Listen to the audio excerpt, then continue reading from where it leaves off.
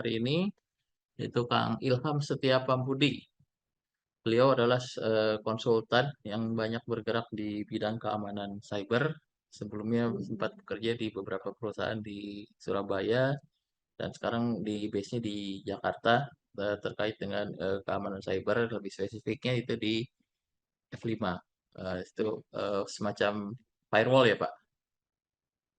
Iya, betul. Oh ya, Security firewall, Pak. security firewall. Ya, nanti kita akan lihat seperti apa sih judi online ini ancamannya, sampai kita selain kita melindungi diri kita dari pemahamannya bahwa itu merugikan dan membawa rugi gitu ya, menghabiskan waktu, produktivitas dan sebagainya, juga kita aware terhadap sisi teknik atau misalnya penetrasi informasinya dari sisi mana saja. Baik, Bapak Ibu, silakan sambil diajak rekan-rekan yang lain karena kita akan ada kurang lebih 3 merchandise nanti yang akan dibagikan di akhir acara. Yang akan dibagikan tentu saja bagi mereka yang sudah mengisi presensi. Oleh karena itu, silahkan Bapak Ibu yang sudah hadir dapat mengisi presensi di kolom chat yang saya berikan. Baik, untuk mempersingkat waktu, kami persilahkan Pak Ilham untuk memulai pemaparannya. Waktu dan layar disilahkan. Oke, baik. Terima kasih, Pak Ali, atas waktunya. Saya izin untuk screen-nya ya, Pak ya, slide-nya ya, Pak. Oke. Oke, share screen.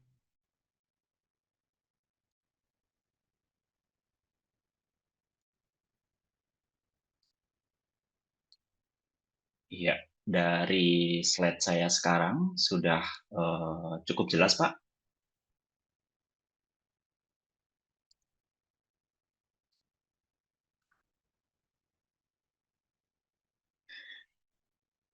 Oke, bisa langsung saya mulai ya, Pak ya, kalau gitu ya. Ya, oke. Assalamualaikum warahmatullahi wabarakatuh. Selamat siang, Bapak Ibu semuanya. Sebelumnya terima kasih atas waktu dan kesempatannya dari pemerintah Kota Bandung yang hari ini saya berkesempatan untuk memberikan informasi terkait cyber security, khususnya adalah slot gacor judi online yang sangat merebak, gitu ya. Sebelum saya coba mulai penjelasannya secara detail, mungkin perkenalkan terlebih dahulu, saya Ilham Setiabudi, biasa dipanggil Ilham, dan saat ini saya sebagai technical consultant F5. F5 itu merupakan salah satu produk security ya, bagaimana kita bisa memproteksi aplikasi kita, seperti itu. Yang base di Jakarta, yaitu di PT Central Data Technology. Nah, hari ini sesuai diskusi sebelumnya di Diskominfo Bandung sendiri sedang menginformasikan terkait bagaimana sih dari pihak kita ya sebagai user, sebagai orang yang mengakses aplikasi supaya lebih cermat lagi untuk memproteksi agar kita terhindar dari yang namanya slot gacor atau judi online. Nah, dari sini saya coba membahas terkait slot gacor dan judi online itu seperti apa sih sebenarnya, proses terjadinya seperti apa, kita yang berhubungan dengan IT atau kita orang awam itu bagaimana kita supaya terhindar dari hal-hal seperti itu. Nah, seperti yang kita ketahui ya, Bapak Ibu semuanya, bahwa di Indonesia itu penggunaan internet itu sudah semakin tinggi. Kita itu sebenarnya tidak bisa tanpa internet ya. Artinya mulai dari bangun tidur pun kita pasti yang akan dicek adalah handphone. Mulai dari mau tidur pun bahkan akan melakukan checking di HP gitu ya. Apapun yang mau kita cari, apapun yang kita inginkan itu tersedia di internet dengan mudahnya seperti itu. Nah, berikut data dari Asosiasi Penyelenggara Jasa Internet Indonesia, sebanyak dari 221 juta penduduk Indonesia itu makin melek sama yang namanya internet.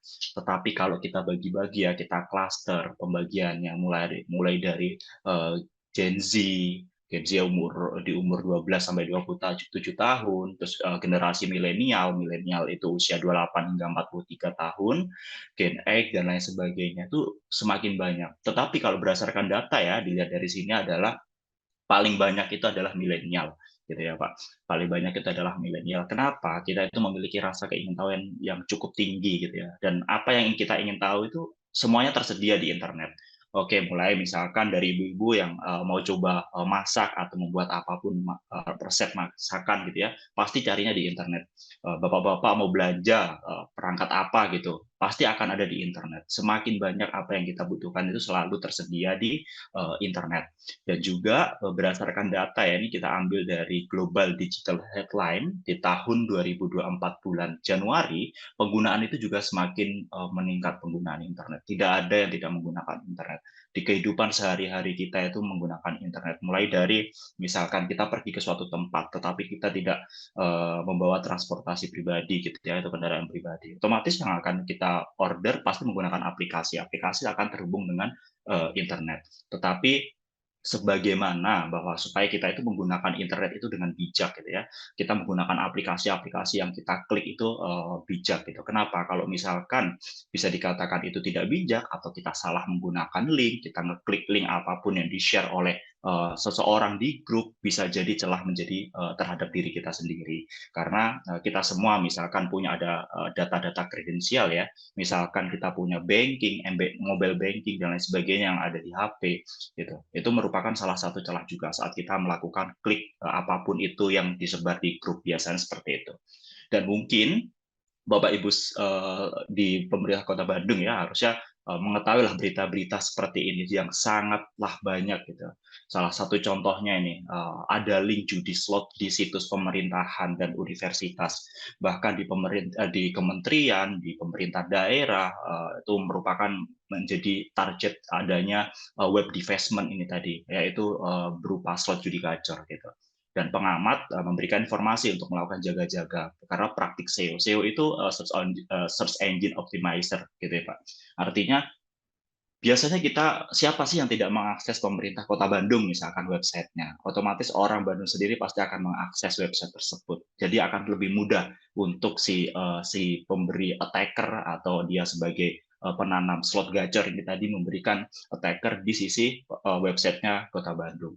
Terus jutaan halaman web judi online diduga masih nebeng situs pemerintahan. Tujuannya seperti apa? Nah, nanti akan saya bahas tujuannya seperti apa sih dan kenapa dia menebeng di situs pemerintahan gitu. Dan juga ada website pemerintahan yang mempromosikan situs judi online. Penyebabnya itu seperti apa? Bahkan di sektor nih yang go.id. Go.id itu adalah websitenya pemerintahan gitu ya. Ada banyak sekali. Kalau kita sekalian mau ngecek ya itu sudah terbuka dengan lebar gitu ya Pak. Bisa diklik aja di Google. Ada gacorsites.go.id gitu ya. Itu akan muncul semuanya website-website yang di dalamnya itu terdapat celah slot gacor atau terdapat dia ditanamkan sebuah resource untuk si slot gacor itu berkembang gitu ya, memberikan iklan dan lain sebagainya.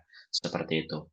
Bahkan di segmen AC.id, asosiasi biasanya ini adalah di sektor pendidikan gitu ya, di universitas, di SMA dan lain sebagainya yang memiliki website resmi gitu ya, otomatis dipasang juga di situ. Kita bisa cek langsung di internet dan ini memang barusan kita cek di beberapa yang muncul gitu. Dan kembali diretas juga bahwa ini berita saya ambil di 25 Desember ya 2023, website Pemkot Bandung unggah artikel judi slot. Ya mungkin kalau kita cek sekarang itu sudah nggak ada, berarti sudah di bagaimana sih proteksi yang digunakan oleh tim IT-nya sendiri seperti itu. Nah, salah satu contohnya ini Pak, ada di websitenya go.id. Go.id adalah website milik pemerintah gitu ya. Dia langsung mengiklankan gacor 131 seperti ini. Kalau kita klik otomatis kita akan diarahkan untuk melakukan registrasi dan join ke judi online tersebut gitu. Dan hal-hal itulah yang sebenarnya kita hindari ya, kita sebagai pengguna internet yang bijak tidak semestinya mengklik apapun link yang bisa dikatakan oh ini link ini membahayakan loh untuk kita sendiri, link ini membahayakan untuk device yang kita atau perangkat yang kita gunakan gitu. Nah, proses itu sebenarnya apa sih, terjadinya seperti apa? Nah, itu biasanya akan ada fase yang namanya itu web defacement.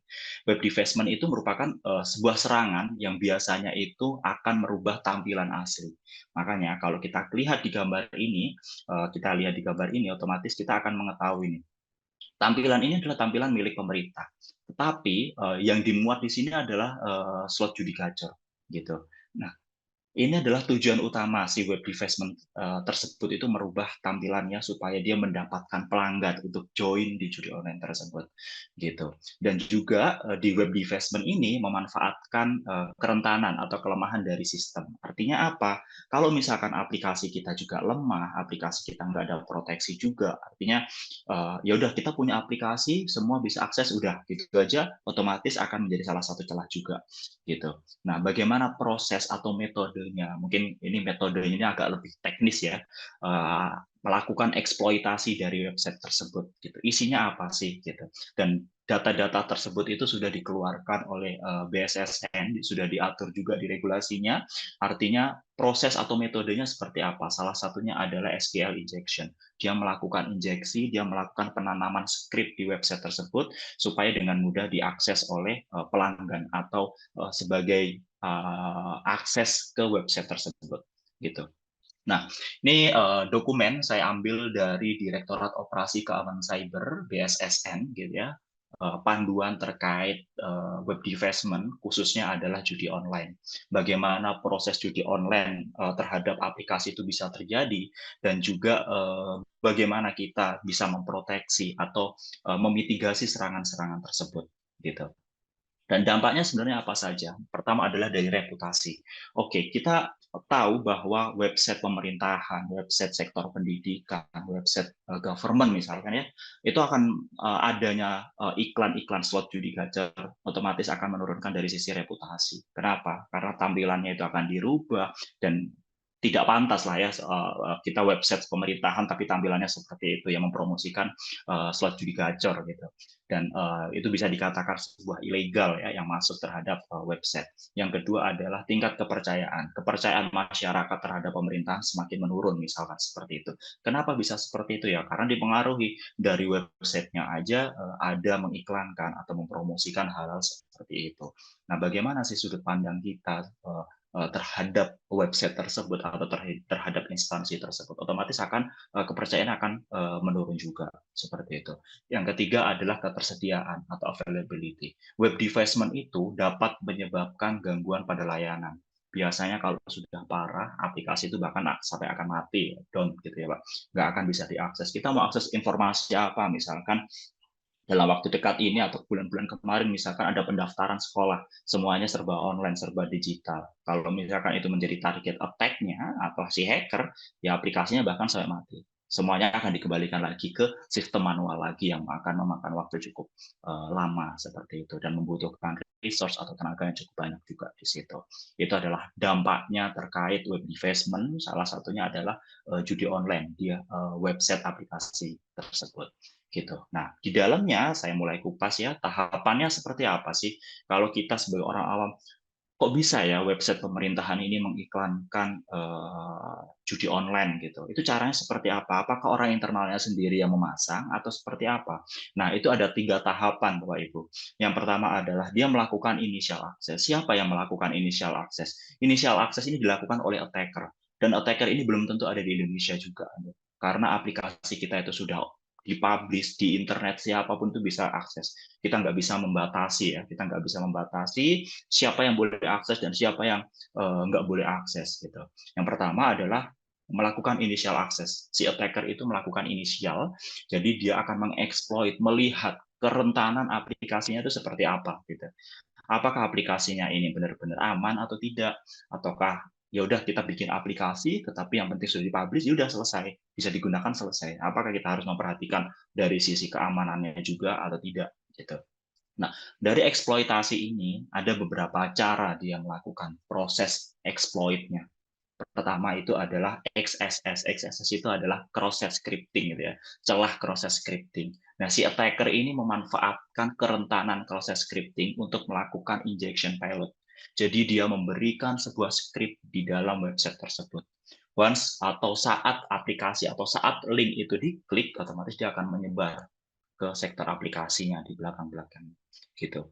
Yang kedua, dia melakukan upload vulnerability, file upload gitu. Si attacker ini memanfaatkan kerentanan ya atau kelemahan file upload yang tidak menerapkan filter gitu. Biasanya seperti ini. ada sebuah website.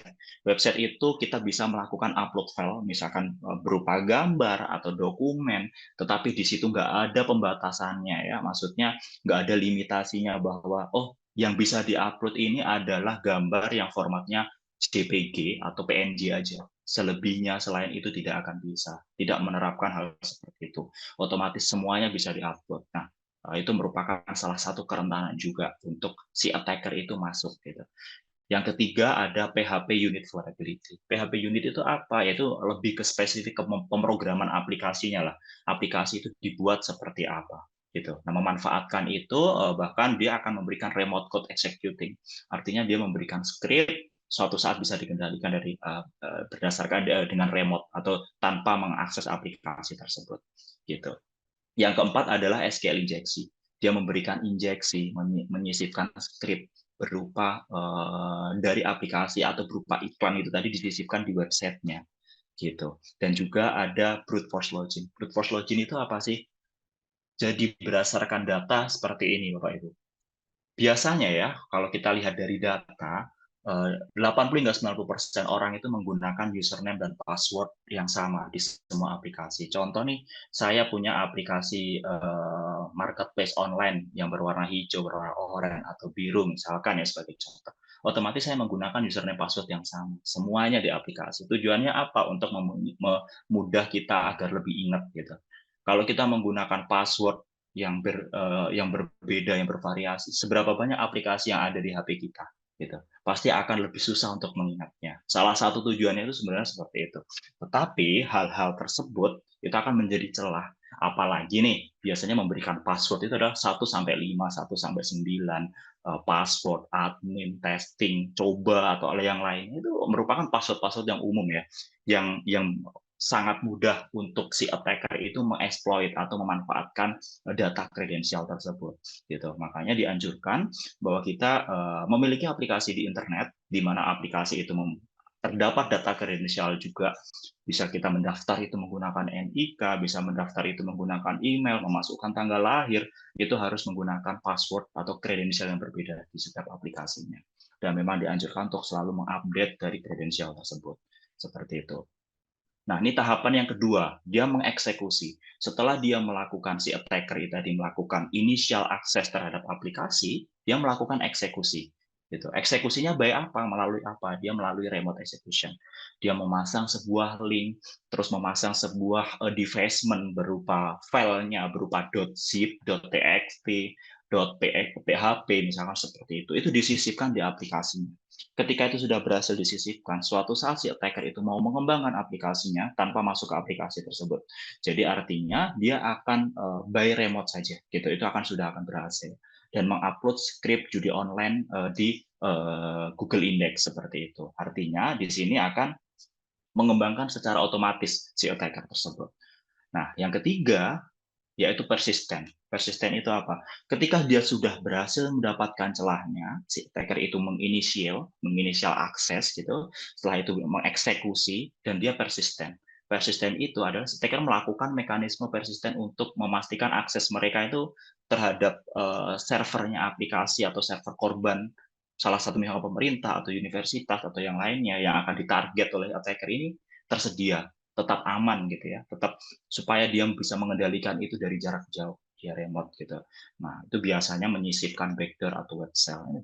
Berbagai format. Kalau misalkan dari tim aplikasi atau tim IT kita itu mengetahui kok ada aplikasi kita di belakangnya itu ada formatnya macam-macam ya. Nah, itu waktu perlu dicurigai bahwa di situ adanya penyisipan terhadap backdoor-nya melalui backdoor atau berupa web shell gitu. Setelah itu dia memberikan proses atau service secara otomatis. Service-nya itu akan dijalankan. Biasanya kalau misalkan kita menggunakan Linux gitu ya, sistem operasi Linux ataukah yang lainnya, misalkan kita melakukan cek service, ya, service-nya apa aja sih yang jalan sekarang? Itu apa saja gitu bisa dilakukan checking. Kalau misalkan ada beberapa service yang bisa dikatakan, oh ini mencurigakan service-nya, itu perlu dicek lebih lanjut. Apakah aplikasi kita itu saat ini terkena serangan web defacement judi online ataukah tidak? Ini bukan hanya judi online saja Bapak Ibu, tapi web defacement itu banyak sekali faktor-faktornya atau kejadiannya. Gitu. Nah, alurnya seperti apa? topologi ini atau flow ini saya ambil dari dokumen dari Direktorat Operasi Keamanan Cyber ya di BSSN. Bagaimana sih prosesnya? Pertama itu adalah si attacker ini. Si attacker ini dia melakukan initial access tadi ya. Dia memberikan cross scripting vulnerability, artinya melihat kerentanannya apa aja sih di dalam aplikasi tersebut gitu. Terus misalkan ada file upload gitu, oh kita bisa melakukan upload sesuatu. Dan ternyata celakanya si aplikasi ini nggak diberikan batasan gitu, yang bisa diupload apa saja. Misalkan karena ini berhubungan dengan pendaftaran dokumen misalkan, yang bisa diupload adalah file berformat .pdf saja, selebihnya nggak akan bisa.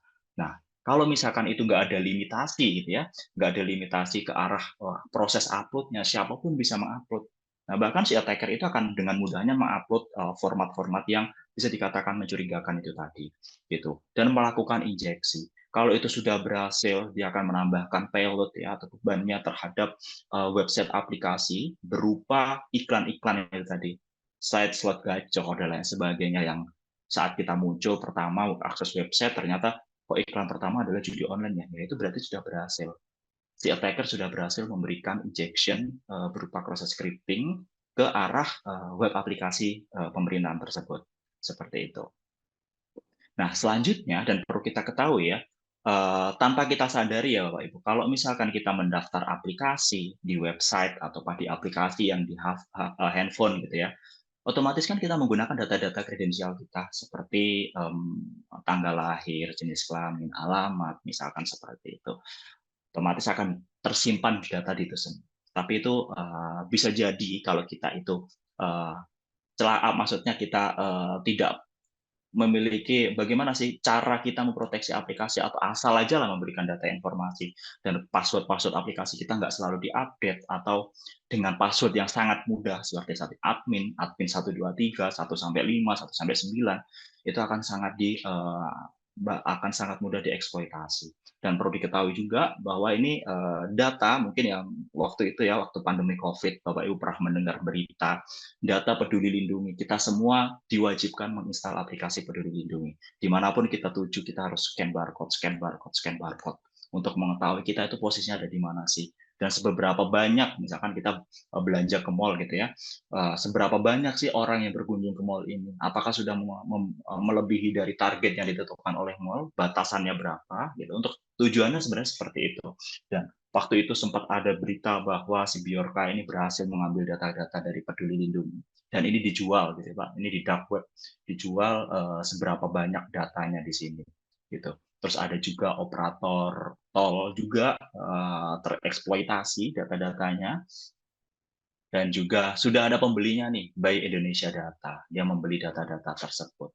Tujuannya apa? Ya bisa jadi menjadi celah seperti marketing ataukah yang lainnya, atau menjadi celah bagaimana sih data-datanya orang Indonesia ini seperti apa. Dia memberikan sebuah insight atau informasi secara detail. Seperti itu. Dapatnya dari mana ya? Dari data-data seperti ini. Gitu.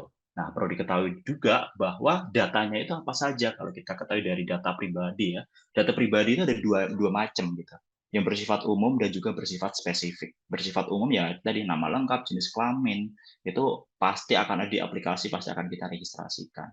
Terus kalau kita berobat ke rumah sakit, misalnya data pribadi bersifat spesifik, terus ada di KTP itu juga ada banyak sekali data-data yang bersifat spesifik. Nah itu sudah diatur juga terkait kebocoran data. Mungkin Bapak-Bapak pernah dengar informasi perlindungan data pribadi gitu ya. Nah, seperti itu. Jadi kita sendiri pemilik data atau kita sendiri yang mendaftar, memberikan informasi data itu harus berhati-hati. Tidak sembarang aplikasi kita bisa menginputkan data secara mudah saja, seperti itu. Nah, kita juga mengenalkan juga bagaimana sih dari sisi IT ya, dari sisi IT dan juga dari sisi kita as orang mengakses aplikasi dengan mudahnya, itu memproteksinya seperti apa. Nah, hari ini mau saya coba jelaskan juga ya dari sudut pandang IT, itu bagaimana sih proses itu terjadi dan bagaimana kita bisa memproteksi. Nah, ini salah satunya adalah menggunakan F5, F5 gitu ya. F5 itu seperti yang dijelaskan di awal oleh Pak Ali tadi, bahwa itu merupakan salah satu solusi firewall gitu ya, proteksi si aplikasinya. Jadi aplikasi itu setelah kita buat, kita bisa publish di internet dan siapapun bisa mengakses, itu perlu diproteksi juga. Nah, bagaimana kita bisa memproteksi adanya slot judi gacor tadi? Yang pertama adalah kita harus melindungi nih. Selain dari awareness dari si user sendiri ya, dari pemilik aplikasi atau kasih pengakses aplikasi yang harus berhati-hati, kita sendiri sebagai instansi gitu ya misalkan, kita harus memproteksi aplikasi kita. Sekarang semua instansi akan memiliki aplikasi, tidak ada yang tidak memiliki aplikasi gitu. Kenapa ada aplikasi? Karena aplikasi ini merupakan tulang punggung lah ya, tulang punggung dari setiap instansi pemerintah, di sektor swasta itu pasti akan memiliki instansi. Tujuannya apa? Untuk mempermudah prosesnya gitu ya. Tidak, contoh pendaftaran sekolah sekarang serba online. Banking misalnya transaksinya serba online, nggak perlu kita datang ke sekolah, kita mendaftar secara manual lagi, semuanya sudah dilakukan secara online. Kita komplain ke pemerintahan misalkan atau ke dinas, otomatis semuanya akan dilakukan secara online. Dan yang perlu diproteksi di sini akan ada dua hal gitu Pak. Website dan API. Apa sih website? Itu yang Bapak Ibu akses ya. Misalkan kita akses pemerintah Kota Bandung, Pemprov Kota Bandung misalkan, yaitu adalah sebuah website. Tetapi kita sendiri nggak tahu nih, di belakang websitenya pemerintah Kota Bandung ini akan integrasi atau terhubung di service apa saja. Pasti yang bisa terhubung ke Dispenduk Capil atau Diskominfo atau kayak yang mana, itu akan ada integrasi antar setiap website itu tadi. Itu menggunakan apa? Menggunakan API. API itu adalah salah satu service ya, salah satu service aplikasi untuk mengintegrasikan itu semuanya. Seperti itu.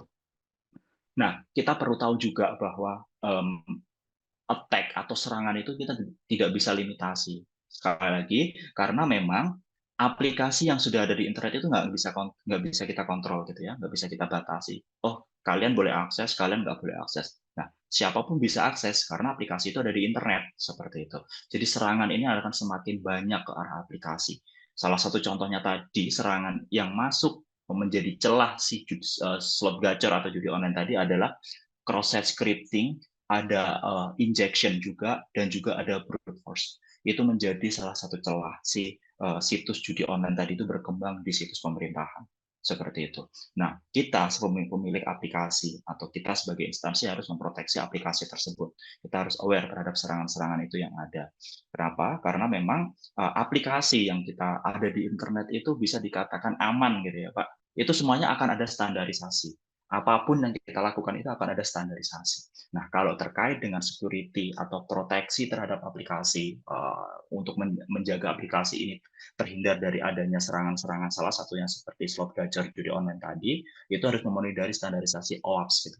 OAPS ini adalah standarisasi yang dikeluarkan oleh dunia gitu ya, lembaga yang menjadi acuan apa saja sih harus diproteksi di sini.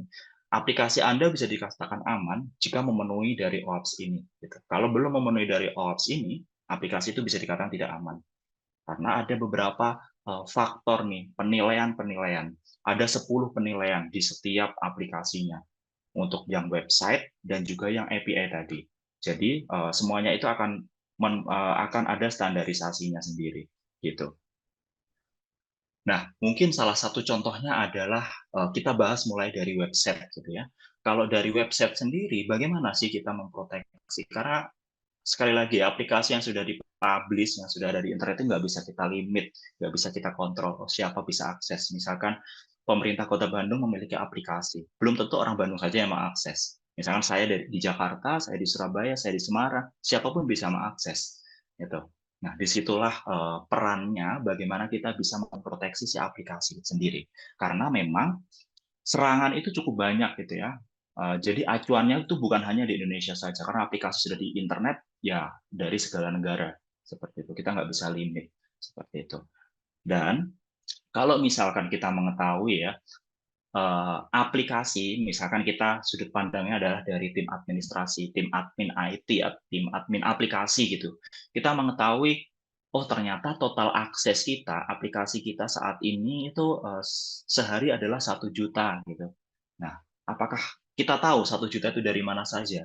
Apakah kita tahu 1 juta itu merupakan akses dari orang atau manusia yang benar-benar mengakses, mengeklik Pemkab Bandung misalkan di Google gitu ya, apakah kita bisa memfilter seperti itu? Pasti tidak akan bisa. Kenapa? Karena pertama adalah secara yang kita monitoring adalah total akses secara keseluruhan gitu.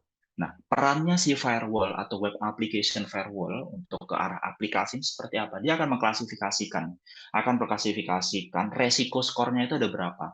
Misal Ilham ini mengakses aplikasi Pemkab Bandung, misal seperti itu. Tapi laptop atau device-nya Ilham ini sudah terregistrasi atau terkategorikan sebagai attacker. Saya sebagai hacker misalkan seperti itu. Nah, itu nanti akan difilter juga. Oh, ternyata IP-nya Ilham dengan address-nya sekian, dengan akses dari geolocation dari Jakarta itu termasuk adalah kategori attacker. Resikonya cukup tinggi. Kenapa bisa di resikonya cukup tinggi? Ya karena dia sudah pernah mengeksploitasi berbagai website. Salah satu contohnya seperti itu. Jadi di sini akan bisa mendapatkan visibilitas gitu ya, atau monitoring untuk mengetahui seberapa banyak sih akses aplikasi kita dari luar, dari Bandung sendiri, dari sumbernya yaitu yang aplikasi atau source-nya itu adalah dari si attacker gitu. Itu akan dimonitoring. Dan juga nantinya kalau misalkan terdapat serangan-serangan yang bisa dikatakan cross-site scripting contohnya tadi, atau injeksi dan cross-site scripting itu merupakan cara si slot judicature tadi masuk menanamkan injeksi atau payload di dalam website aplikasi melalui backdoor gitu ya. Nah, itu akan diklasifikasikan seberapa banyak sih total request yang masuk gitu. Total request yang masuknya ada berapa, dan juga diklasifikasikan. Oh, ternyata dari 1 juta request 70%-nya ini termasuk attack loh. Berarti mau nggak mau kita harus block, harus reject request tersebut. Nggak kita izinkan masuk. Nah, itu perannya dari sisi web application firewall. Jadi saat kita punya aplikasi, yang aplikasi itu sudah dipublish, ya udah nggak berhenti sampai situ saja. Jadi otomatis bagaimana kita tetap mengembangkan, memproteksi si aplikasi kita. Dan disitulah kita akan mengetahui seberapa banyak sih aksesnya. Oh, ternyata 1 juta akses dalam 1 hari. Seberapa banyak total attack-nya? Ternyata total attack-nya adalah 70%. Terus legal user-nya ada berapa? Legal user-nya ini ada 20%. Nah, terus 10%-nya apa? 10%-nya ini adalah kategori malicious, misalkan. Dia melakukan coba-coba attack gitu. Melakukan coba-coba attack dan ternyata belum match dengan kategori attack-nya atau database-nya. Otomatis dia dikategorikan sebagai malicious, misalkan seperti itu. Dan karena risk score-nya atau skor resikonya itu masih rendah, gitu. Jadi masih awam lah, 50%, 50%. Ini termasuk kategori apa? Gitu. Nah, lalu bagaimana sih proses web defacement itu terjadi? Prosesnya seperti apa? Selain melalui proses scripting, SQL injection tadi, melakukan vulnerability dari file upload yang dimiliki oleh setiap website, yaitu adalah melalui bot. Bot itu apa sih, Bapak Ibu? Berdasarkan data, ini kita ambil dari global.com di tahun 2018, akses terhadap aplikasi itu bukan hanya dari manusia atau human saja, tetapi dikategorikan menjadi 2 kategori besar, kategori utama. Dari human atau dari kita sendiri itu 48,2%, dan juga dari sisi bot. Bot itu adalah robot otomasi gitu, Pak. Otomasi yang dilakukan mengakses itu secara otomatis. Mungkin mengaksesnya tanpa menggunakan laptop atau sudah disediakan script khusus untuk mengakses secara otomatis. Itu ada tools-tools spesifik juga yang digunakan. Itu lebih besar dibandingkan dari akses dari human atau dari manusia sendiri. Gitu. Nah, kalau kita breakdown lagi, kalau kita bagi lagi, bot ini ada 2 macam, bad bot dan juga good bot. Nah, kalau kita bicara yang good bot itu bisa menghasilkan revenue tambahan ya sebuah instansi. Misal, dari misalkan Diskominfo nih, Diskominfo akan mengakses data-data dari Dispenduk Capil. Oh, saya butuh data loh, data terkait kependudukan. Oke, saya sediakan API. Nah, ini aksesnya melalui apa? Aksesnya melalui good bot. Nah, secara dari sisi bisnis, otomatis si Diskominfo akan membayar ke Dispenduk Capil, ini salah satu contohnya. Nah, nanti good bot inilah yang akan terus dikembangkan. Tetapi bad bot inilah yang melakukan crawler, mengambil data secara otomatis. Itu adalah kategori bad bot sebesar 28,9%. Dan seolah-olah misalkan gini, yang biasa sering terjadi adalah impersonate gitu. Contohnya, saya mengakses aplikasi di detik yang sama, di hari yang sama, menggunakan email saya misalkan, ilham@gmail.com misalkan. Di detik ini Ilham ada di Jakarta, di detik sekian, detik yang sama dia ada di US, ada di Singapura, ada di sini, detik yang sama. Apakah mungkin? Pasti itu kan tidak satu hal yang tidak mungkin gitu ya, karena terjadinya itu adalah di detik yang sama. Dan juga si attacker pun, si attacker yang menyisipkan slot judi gacor tadi, itu dari berbagai negara gitu. Di detik yang sama dia melakukan proses serangan itu terus-menerus gitu. Bisa menggunakan satu kredensial yang satu email atau password yang sama atau bisa jadi yang berbeda gitu. Nah, bagaimana kita kategorikan itu? Itu kategorinya adalah kategori bad bot. Dan itu adalah satu hal yang tidak mungkin di detik yang sama dia mengakses dari berbagai region, berbagai negara. Seperti itu. Selain itu juga ada scraper gitu. Scraper itu seperti apa? Sempat ada berita juga waktu itu ada pendaftaran ke universitas negeri. Salah satu berita yang kita ingat gitu ya. Websitenya itu ternyata bukan website utama. Dia mendaftar itu di website yang secondary gitu. Ternyata website secondary ini adalah website yang dimiliki oleh attacker dan dia melakukan pembayaran di situ, seperti itu salah satu contohnya. Dan kenapa si attacker ini bisa mendapatkan website yang secondary atau website yang kedua? Ya si attacker ini tadi melakukan scraping atau scraper data. Dia mengambil atau mengambil keseluruhan resource dari website yang utama, dan ketika sudah berhasil, website pertama ini di take down, sengaja dimatikan oleh si attacker. Baru si website yang kedua muncul, itu dilakukan proses ya semestinya ya, misalkan seperti website utama seperti itu. Jadi akan banyak user yang mengakses secara detail, secara legal seperti itu. Padahal itu adalah bukan website utamanya. Itu salah satu contohnya. Nah, itu juga lebih banyak lah ya dibandingkan dari Goodbot. Nah, bagaimana sih kita sebagai pemilik aplikasi atau kita sebagai human yang mengakses aplikasi itu bisa memitigasinya? Sudut pandang yang pertama adalah dari si pemilik aplikasi. Si pemilik aplikasi ini nggak bisa melakukan limitasi atau pembatasan. Yang bisa akses adalah dari manusia saja. Itu nggak akan bisa. Pasti siapapun bisa mengakses karena aplikasi ini sudah dipublish, website ini sudah dipublish, siapapun bisa mengakses. Bahkan slot judi gacor pun belum tentu dilakukan oleh si manusia, bisa aja dia dilakukan oleh si attacker juga gitu, si bot sendiri yang melakukan crawler data, melakukan penyisipan data seperti SQL injection seperti itu. Itu dari sudut pandang IT. Nah, bagaimana kita bisa memproteksinya? Ya, dengan bot defense sendiri di FF, salah satu contohnya, itu bisa melimitasi, bisa mengetahui, oh ternyata akses yang masuk ini itu kategorinya apa sih? Kategorinya apakah dia human, manusia, ataukah bukan? Seperti itu.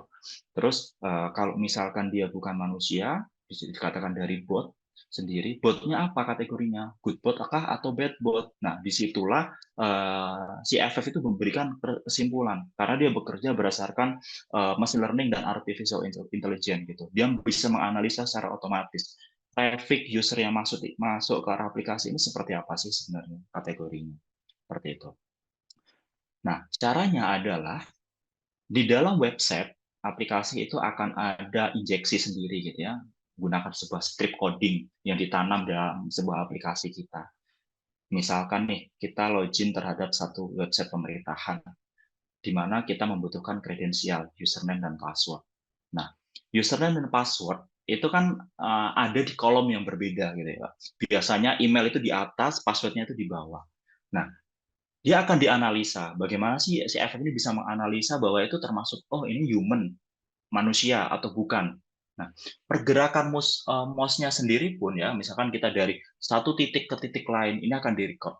Nah, kalau kita sebagai human, kita sebagai manusia, nggak mungkin dong pindah dari satu titik ini ke titik yang lain itu berupa benar-benar garis lurus gitu.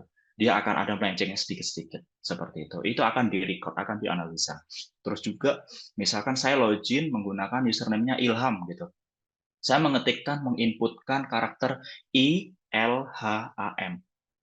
Saya sebagai human atau sebagai manusia otomatis akan ada jedanya di masing-masing. Antara I ke L akan ada sepersekian detik, L ke H sepersekian detik. Nggak akan seragam gitu ya. Jeda-jedanya ada berapa. Belum tentu kalau misalkan ya orang sudah familiar dengan keyboard, dia akan mengetikkan dengan cepat. Itu pasti akan berbeda juga. Nah, kalau yang dilakukan oleh si attacker atau bot itu, dia akan melakukan itu secara otomatis dan ada polanya. Misalkan I ke L ini 0,1 detik, L ke H 0,1 detik, H ke A 0,1 detik, dan selanjutnya. Sudah ada polanya sendiri. Oke, berarti di sini akan dianalisa. Ini mencurigakan nih.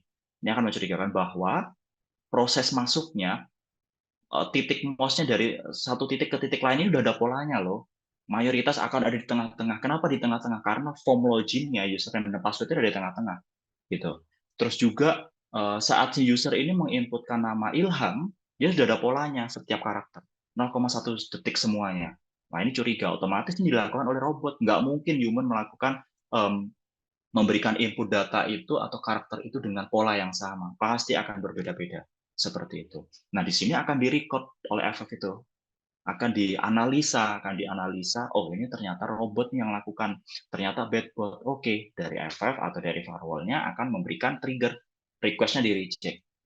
Ilham ini nggak bisa login karena yang login sebagai Ilham ini adalah bot, bukan lagi sebagai manusia atau human gitu.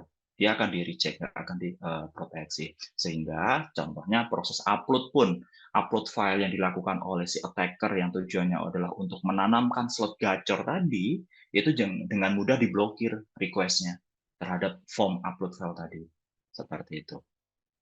Dan juga dari sini kita akan mendapatkan tampilan monitoring ya, yang berwarna merah ini adalah kategori malicious atau si attacker-nya tadi. Ternyata dari 1 juta request saya itu 90% itu adalah attacker. Yang 10% ini adalah human saja, manusia saja. Semuanya dilakukan secara otomatis oleh bot. Nah, itu yang patut kita curigai bahwa ternyata aplikasi kita itu sekarang sudah rentan loh terhadap serangan-serangan seperti itu. Jadi kita harus aware bagaimana kita bisa memproteksi si aplikasi kita dan akan diklasifikasikan. Dan bisa jadi aplikasi, misalkan aplikasi layanan pemerintah itu akan ramai di jam-jam kerja, jam 8 pagi sampai jam 4 sore misalkan seperti itu.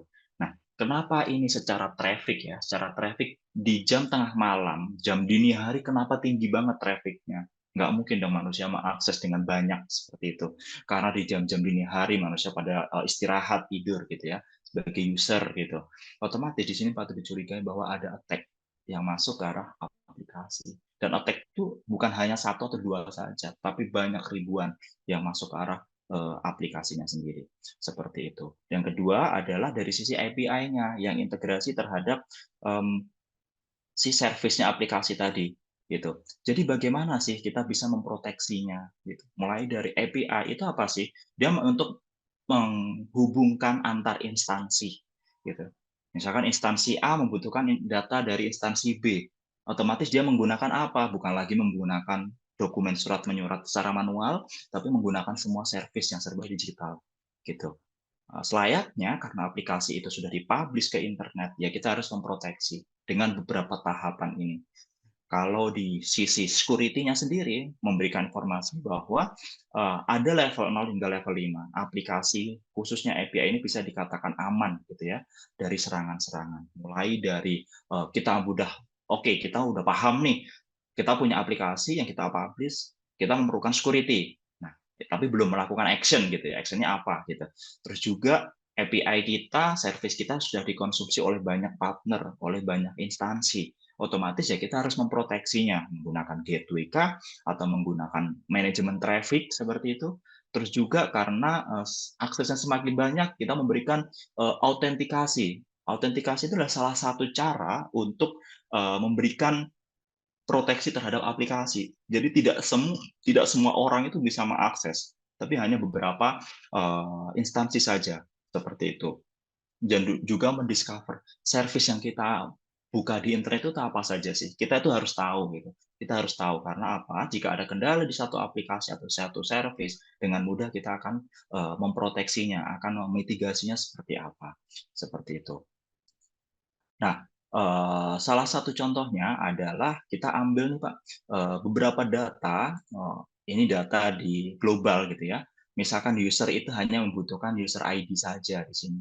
Tetapi yang ditampilkan itu adalah semua informasi. User ID itu apa sih? User ID itu biasanya Ilham, misalkan hanya sebatas itu. Tetapi kalau itu tidak ada mitigasi atau proteksi, semua data oke, si attacker merequest informasi user ID. Semuanya dimunculkan, nickname, first name, last name, address, city, nomor handphone, email, bahkan dari data kredensial lainnya itu semuanya akan dimunculkan seperti ini. Seperti itu. Jadi kita si pemilik aplikasi juga harus aware bagaimana si aplikasi ini bisa diproteksi gitu. Nah, bagaimana sih kita prevent atau memproteksi si aplikasi kita? Ada berbagai cara gitu. Yang pertama adalah menggunakan mekanisme otorisasi gitu. Jadi tidak semuanya data itu kita publish begitu saja, tapi hanya beberapa, misalkan user ID, udah user ID. Oh, ternyata user ID-nya Ilham, ID-nya sekian, udah gitu aja. Yang lainnya tidak perlu kita publish secara umum gitu. Nah, selanjutnya adalah kita perlu tahu. Nah, ini menjadi celah biasanya, Pak. Biasanya ada case-case yang sering kita temui adalah di sebuah website itu kan akan ada integrasi dengan yang namanya database. Database itu apa sih? Database itu adalah informasi data-data, misalkan orang memberikan meregistrasi menggunakan username-nya Ilham, nomor teleponnya 08 sekian misalkan. Nah, itu tersimpannya di mana? Di database. Nah, database ini apakah bisa dipublish begitu saja? Best practice-nya secara umum itu tidak boleh. Kenapa? Karena di situ akan ada semua data-data kredensialnya, data-data personal yang sudah mendaftar di website pemerintahan tersebut, misalkan. Nah, dengan cara seperti itu, yang sering kita temui adalah ada folder-folder data itu ke-publish di internet. Misalkan kita akses www.pemkap.bandung.go.id/database1 misalkan, salah satu contoh. Oh, ternyata ada nih datanya. Bisa di-download juga lagi gitu ya. Saya bisa download, terus saya bisa mendapatkan semua data-datanya. Oh, ternyata data-datanya yang pernah registrasi itu ini loh. Ada sekian juta user yang sudah meregistrasi. Ada juga NIK-nya, ada juga nomor teleponnya gitu. Nah, saya bisa juga menyalahgunakan, salah satu contohnya seperti itu. Nah, data-data itu termasuk inventory management terhadap aplikasi gitu. Sehingga kita mengkategorikan itu service-service-nya ada dua macam, shadow dan juga zombie. Nah, shadow itu adalah service yang semestinya nggak ke-publish. Artinya, kita punya service API untuk integrasi ke masing-masing instansi secara online. Service-nya itu harus diinventorikan. Ternyata kita hanya punya 5 service yang bisa diakses. Service 1, 2, 3, 4, 5 yang berhubungan dengan data-data kredensial. Kita nggak punya yang namanya service 6. Lah, tapi kenapa saat kita melakukan monitoring itu, melakukan pengecekan itu kok ada service baru juga, service 6 sampai service 10. Dan ternyata service 6 dan service 10 itu yang membuat siapa yang mengerjakan? Si attacker lah yang menanam service 6 dan service 10 di aplikasi. Sehingga shadow inilah yang harus kita take out, kita hilangkan, kita reject. Jangan sampai si shadow API ini bisa berkembang ke arah service kita atau aplikasi kita. Dan juga zombie. Zombie API itu apa sih? Kita punya service nih. Setiap tahun biasanya tim pemerintahan atau aplikasi spesifiknya itu akan mengembangkan aplikasi. Nggak mungkin aplikasi yang begitu-begitu saja. Pasti akan mengembangkan.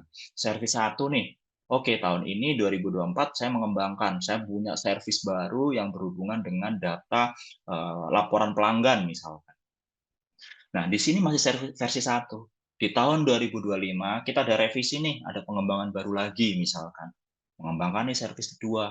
Otomatis service satu udah nggak kepake. Dan ternyata service satu ini masih ada di internet, siapapun bisa mengakses. Otomatis kita sebagai pemilik aplikasi nggak akan mungkin dong memonitoring yang service satu, karena service yang kita gunakan sekarang adalah service 2. Nah, ini adalah kategori zombie API. Service satu inilah yang harus kita matikan, kita shutdown. Jangan sampai service satu ini nyala. Seperti itu. Karena kalau misalkan nyala, otomatis si attacker dia melakukan injeksi tadi bisa melalui si service satu yang teropen itu tadi. Seperti itu. Dan juga bagaimana sebenarnya kita sebagai solusi web application firewall, khususnya dari F5 gitu ya, atau F5, untuk memproteksi aplikasi dari web development, khususnya yaitu judi online. Nah, secara deployment-nya kita bisa menggunakan semua itu serba cloud gitu ya. Ya, nggak perlu kita yang on-premise atau kita ada hardware yang kita install gitu. Semuanya serba cloud. Jadi kita nggak peduli ya, misalkan aplikasinya itu ada di mana gitu. Ada aplikasi yang menggunakan hardware, ada aplikasi yang ada di cloud, seperti itu. Itu bisa diintegrasikan secara otomatis. Jadi, saat aplikasinya itu sudah onboarding, artinya onboarding adalah sudah terpublish, dia akan diproteksi dengan web application firewall dan juga otomatis serangan-serangan yang seperti bot, seperti injeksi yang tujuannya adalah menanam iklan-iklan slot gacor atau judi online tadi itu akan sangat mudah untuk dimitigasi. Dan juga kita akan bisa mudah untuk melakukan monitoring. Seberapa banyak sih akses dari user terhadap aplikasi kita? Seberapa banyak serangan yang masuk gitu? Apakah ada domain-domain yang spesifik yang itu mengarah ke judi online atau slot gacor yang menuju ke arah aplikasi kita? Kenapa? Karena sekali lagi reputasi dari si aplikasi atau pemilik aplikasi inilah yang paling dijaga supaya terhindar adanya slot gacor dan judi online khususnya di arah aplikasinya gitu. Dan perlu diketahui juga bahwa kita itu sebagai pengakses internetnya otomatis yang paling banyak ya dari yang paling banyak adalah di generasi milenial gitu ya, harus dengan bijak mengakses internet. Kenapa? Tidak sembarang link yang ada di internet itu dengan mudah kita klik dan dengan mudah apakah itu membahayakan atau tidak. Kita itu harus peduli terhadap hal-hal seperti itu.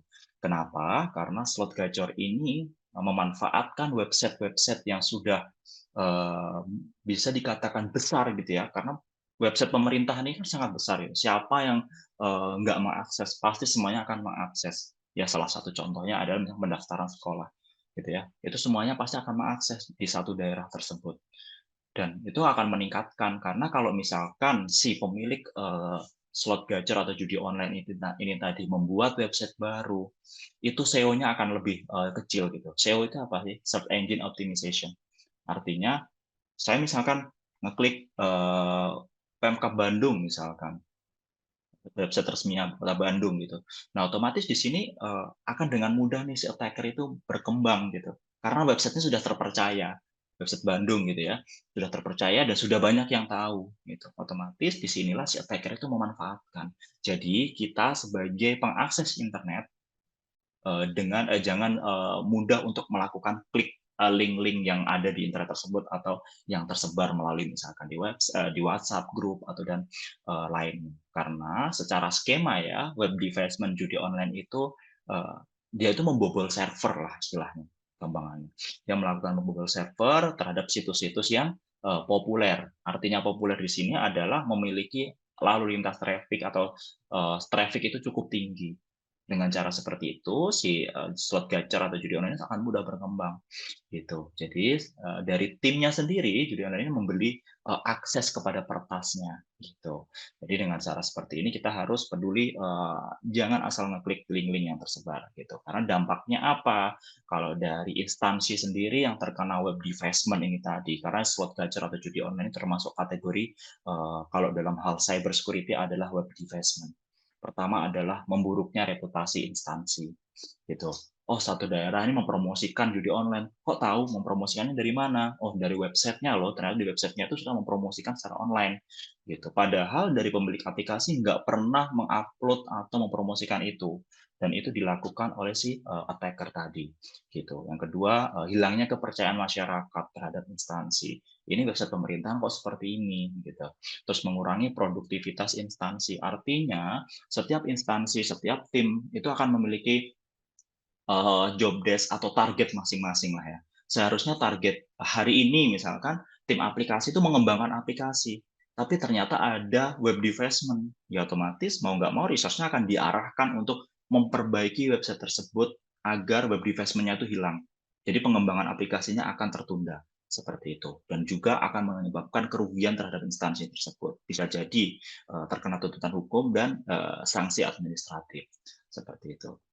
Nah, tren serangan cybernya, kalau dari BSSN sendiri, sebanyak 189 kasus web defacement di tahun terakhir, mulai Januari hingga Desember. Gitu.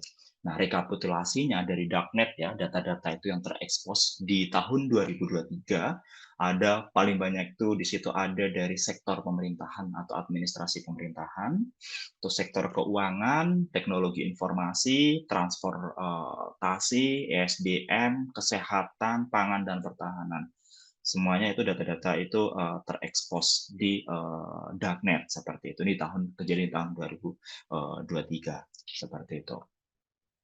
Nah, seperti yang diinformasikan ya, diinformasikan dari surat edaran ya dari Wali Kota Bandung bahwa setiap ASN atau di instansi tersebut dilarang untuk bermain slot gacor atau judi online atau misalkan terdapat ada website pemerintahan yang bisa dikatakan mengiklankan seperti itu, bisa untuk membantu melaporkan ke tim terkait seperti itu. Nah, mungkin itu sih dari saya Pak terkait bagaimana slot gacor atau kategori web divestment ini terjadi, dan dari sisi kita sebagai human, sebagai pemilik aplikasi itu bagaimana memproteksinya dan aksesnya seperti apa. Mungkin dari saya cukup, dan saya kembalikan ke Pak Ali, silakan. Baik, terima kasih Mas Ilham, sudah sangat komprehensif ya Ya, penjelasannya. Baik Bapak Ibu, sebelum kita ke sesi diskusi, saya mengingatkan kembali ke Bapak Ibu, silakan Bapak Ibu dapat mengisi presensi yang saya posting di kolom komentar, karena nanti di akhir akan ada hadiah merchandise dari Bank BJB. Nah, yang mendapatkan hadiah ini harus sudah mengisi presensinya terlebih dahulu. Baik, Mas Ilham tadi luar biasa ya pemaparannya dari awal bagaimana divestment itu terjadi, banyak macam-macam kerentanan yang eh, dapat dieksploitasi oleh penyerang seperti itu ya. Eh, Kalau dibilang situs pemerintah, kalau masyarakat pasti melihatnya mempromosikan gitu ya. iya, Soal- seolah-olah mempromosikan, betul. Soal, oke. Nah, ya memang betul kerentanan ini tidak hanya terjadi dari luar saja ya. Iya, Kita juga betul. makanya mengadakan tema ini untuk Bapak Ibu di perangkat daerah maupun di kewilayahan untuk membangun awareness bahwa kerentanan ini tidak hanya terjadi dari luar, bisa juga dari dalam. Karena pernah terjadi juga, Kang Ilham, bahwa Hmm, ada oknum gitu ya yang hmm, menanamkan hmm, suatu script di server sehingga menimbulkan kerugian seperti itu. Dan ini juga kita memberikan awareness kepada Bapak Ibu atau rekan-rekan ngulikers yang hadir pada sore hari ini bahwa saat ini website pemerintah itu sudah mulai dilirik gitu. hmm. Jadi logikanya gini, penyerang itu nggak akan mungkin menyerang sesuatu yang nggak laku gitu.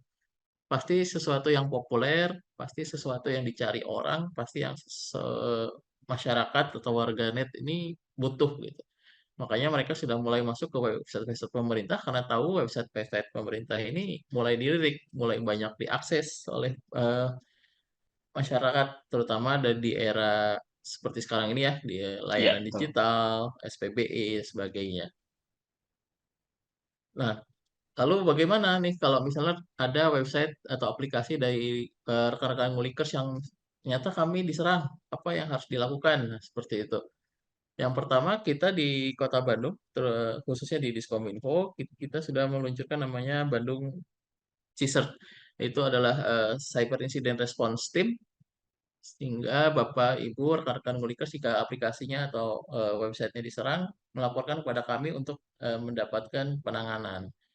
Kita kategorikan ini sebagai pengaduan yang cukup darurat ya, karena hitungannya detik gitu ya, reputasi tadi ya, pelayanan, data dan sebagainya itu hitungannya. Jadi langsung saja ke kami ke Diskominfo jika ada eh, pengaduan tentang serangan. Dan ini juga yang membuat kami di Diskominfo membangun suatu aplikasi PMO namanya. Jadi Bapak Ibu, rekan-rekan Ngulikers yang instansinya ingin membangun aplikasi harus melalui rekomendasi dari Diskominfo. PMO ini, Project Management Officer ini membatasi, bahkan bukan membatasi ya, membantu sebenarnya Bapak Ibu dalam membangun suatu aplikasi yang aman, mudah sebenarnya karena kita akan mengintegrasikan kira-kira nih data apa nih yang diperlukan. Misalnya memerlukan data login, kita ada SSO, single sign on, memerlukan data pegawai, kita ada eh, koneksi dengan BKP SDM, memerlukan data jabatan, misalnya ada juga di sana, memerlukan data tentang penduduk, kita koneksi juga dengan Distrik Capil seperti itu. Jadi dari sisi data ini tidak ada pengulangan data atau duplikasi data gitu ya. Jadi lebih aman seperti itu. Jadi kami himbau juga Bapak Ibu jika ada ingin membangun aplikasi atau sedang membangun aplikasi, jangan lupa untuk menghubungi kami untuk didaftarkan di PMO. Oke, Mas Ilham, kita akan buka dengan sesi pertanyaan. silahkan Bapak Ibu jika ada yang ingin Ya, ditanyakan baik Pak. dapat raise hand atau menyampaikannya di kolom komentar. Baik, sambil menunggu, Mas Ilham tadi disebut Ya, juga tentang adanya fitur bot defense ya, Kang. iya, buat defense betul. Nah, ini kan bot defense ini bekerja dalam suatu pola ya, pola yang Mm-mm, eh, didefinisikan gitu. betul Apakah Pak. bot defense ini bisa juga salah memblok? Maksudnya justru memblok crawler gitu, atau Ya, blok-blok ya, bot-bot yang positif gitu. ya, Apakah mungkin seperti itu, Kang? Jadi apa hasil deteksinya itu false positif gitu ya. false Jadi positif. ya, Ya, nah oke, izin menjawab ya Pak Ali. Jadi hal-hal seperti itu dalam hal proteksi security atau cyber security itu akan umum terjadi adanya false positif. Nah, itulah kenapa bagaimana kita memproteksinya itu dengan menggunakan fase learning terlebih dahulu. Dia akan melearning, dia akan mempelajari aplikasi yang akan diproteksi ini seperti apa sih biasanya gitu. Nah, khususnya juga bot. Bot sendiri kalau misalkan kita bicara good bot, di Google pun sudah banyak sekali good bot yang digunakan. Biasanya di website-website itu sudah menggunakan good bot tersebut. Nah, apakah itu akan diblok? Nah, ada kemungkinan diblok. Itulah kenapa kita bisa menggunakan whitelisting. Jadi pengecualian lah untuk kategori good bot A, B, C misalkan. Ini dikecualikan. Oke, karena ini kita butuhkan terhadap aplikasi kita harus whitelist. Jangan sampai ada request ini akan diblok gitu. Nah, lalu bagaimana nih? Bagaimana kalau misalkan attacker ini masuk, tetapi dia menggunakan good bot? Ada kemungkinan seperti itu, gitu. Nah, tantangannya itu akan semakin panjang gitu ya. Otomatis ya, ya kita harus menambahkan whitelist tambahan. Biasanya kalau good bot ini digunakan oleh spesifik IP public, ya udah spesifik IP public inilah yang harus kita registrasikan gitu. Harus kita registrasikan misalkan salah satu contohnya di F5 gitu. Otomatis saat ada good bot yang lain, good bot yang sama tetapi dengan source IP address yang lain, public yang lain, dia akan diblok. Seperti itu. Hal-hal false positif itu akan ada fase-fase kejadian juga seperti itu sih Pak Ali. oke, baik. Terima kasih Kang Ilham penjelasannya. Ya, sama-sama. Ya, Bapak Ibu ada yang sudah ingin bertanya, silahkan bisa melalui kolom chat atau raise hand.